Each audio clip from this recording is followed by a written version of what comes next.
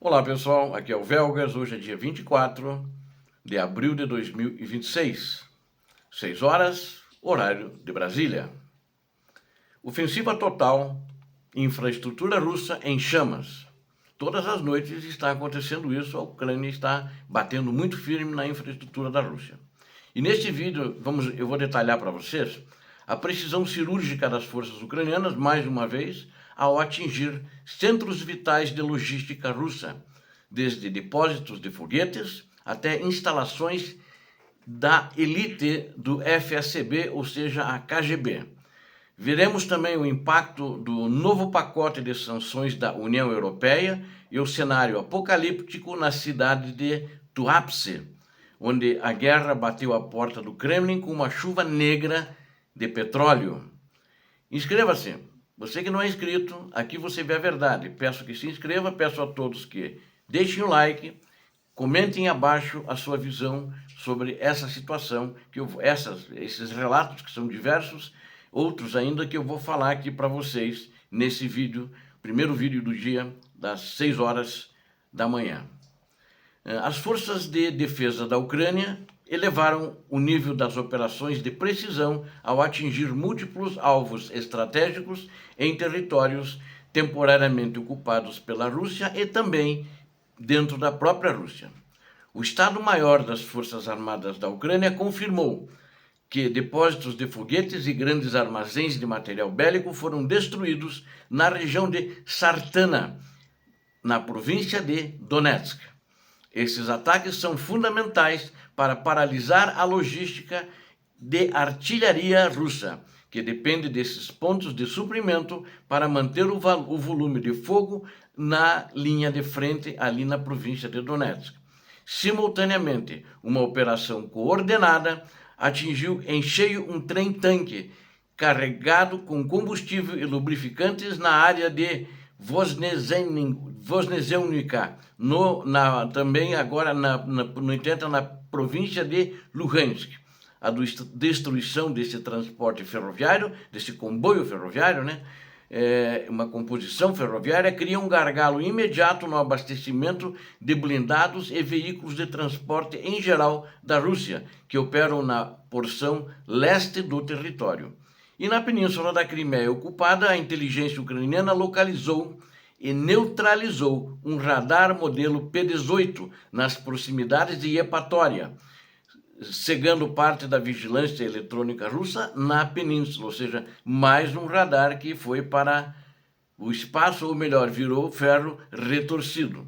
Além disso, uma estação de controle terrestre de drones russos foi eliminada perto de Strelitsa, na região da província de Kharkiv, reduzindo a capacidade de observação aérea dos russos. Um dos ataques mais significativos aconteceu na cidade de Donetsk, onde a unidade especial do exército ucraniano, a Magyar, que é uma unidade de drones, apenas de drones, com operadores e pilotos de drones, utilizou drones de médio alcance para golpear a sede da KGB, ou seja, a sede da FSB.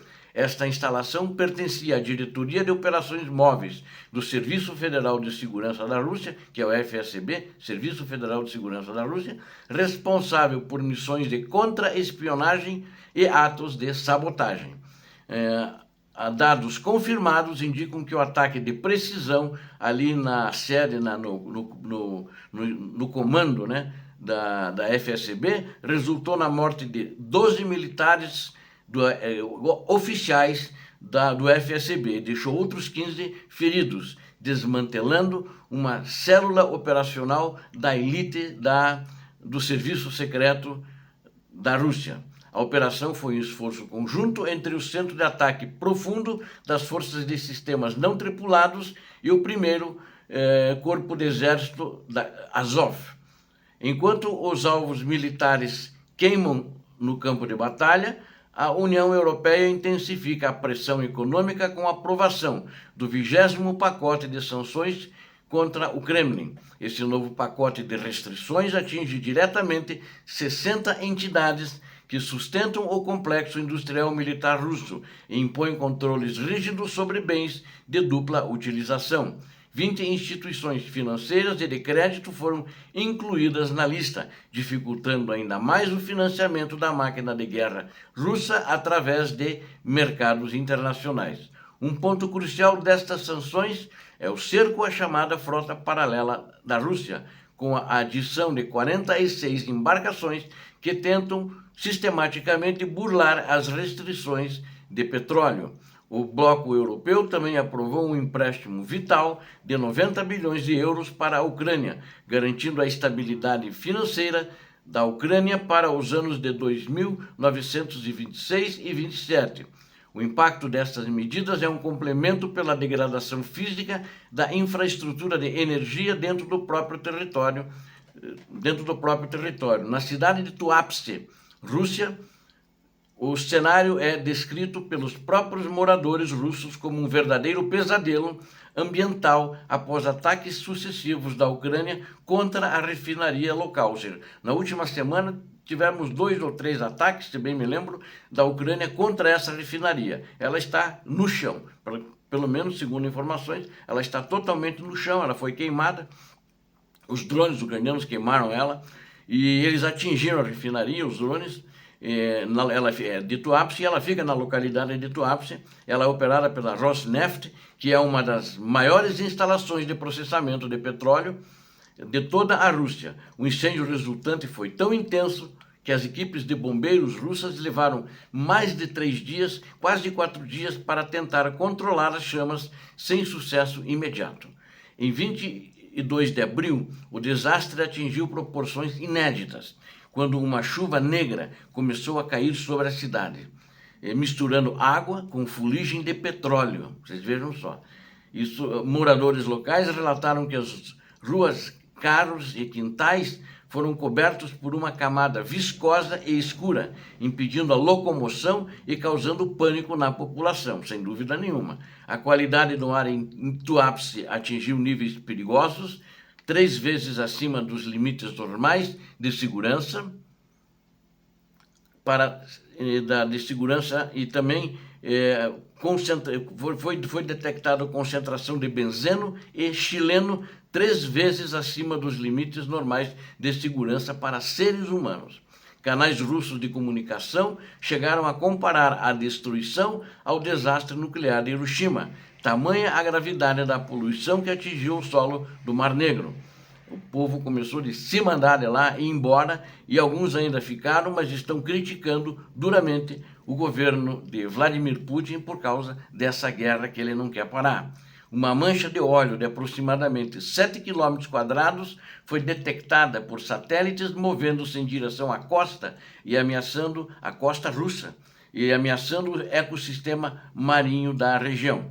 A confiança da população russa no governo de Vladimir Putin mostra sinais de fragilidade, com relatos de cidadãos que se sentem abandonados diante da guerra que chegou em suas casas. As autoridades russas, que antes ameaçavam transformar Kiev, a capital da Ucrânia, em uma nova Chernobyl, agora vem suas próprias cidades industriais sofrendo consequências devastadoras. A diferença é que em Chernobyl o que aconteceu é um vazamento de um reator com radioatividade, com material nuclear. E o ataque ucraniano, que trouxe esse efeito colateral não esperado na cidade de Tuapse e no Mar Negro também, não tem nada de artefato nuclear envolvido. A estratégia ucraniana de focar na infraestrutura petrolífera visa cortar a principal artéria financeira do Kremlin, que depende do petróleo para financiar a invasão. Quero fazer um parênteses aqui para comentar que o presidente norte-americano, Donald Trump, ele tinha deixado 1 mês de prazo para a Rússia exportasse tudo que tinha no mar, atracasse em portos e vendesse, e ela fez isso. Só que depois, quando terminou esse prazo, como o amiguinho dele, Putin, ele chama de amigos, que eles se dão bem, ele agora emendou, ele levantou as sanções do petróleo, então o colapso da Rússia acho que vai ser postergado um pouco, continua em colapso, continua grave, mas o dinheiro que vai entrar vai dar um fôlego maior para o ditador da Rússia continuar a sua guerrinha particular contra a Ucrânia, ou seja, vergonhosa essa atuação do presidente americano, que usou como desculpa a crise que acontece lá no Estreito de Hormuz, que isso não alivia nada no preço do petróleo e iria continuar alto de qualquer maneira. A superioridade tecnológica dos sistemas não tripulados ucranianos prova que nenhum alvo, por mais protegido que esteja, está fora do alcance da resistência firme dos ataques ucranianos. A Ucrânia demonstra uma coordenação impecável entre ataques de inteligência no fronte e a pressão internacional, ataques em profundidade, o que aconteceu, o que nós vimos em Tuapse, e nos depósitos destruídos, é a prova que a logística russa está em colapso. O preço da agressão russa agora é pago em solo russo, com cidades inteiras sofrendo as consequências das escolhas de Moscou, das escolhas do seu ditador, que optou e optaram pela guerra. Continuaremos monitorando cada avanço da liberdade, da defesa da liberdade ucraniana. Fique conosco, inscreva-se no canal, dê um like, compartilhe com suas redes sociais, faça seus comentários, conto com vocês. Muito obrigado, peço a Deus que abençoe a todos vocês, a Deus que abençoe a Ucrânia, a Deus que abençoe o Brasil. Paz e bem, paz para toda a humanidade.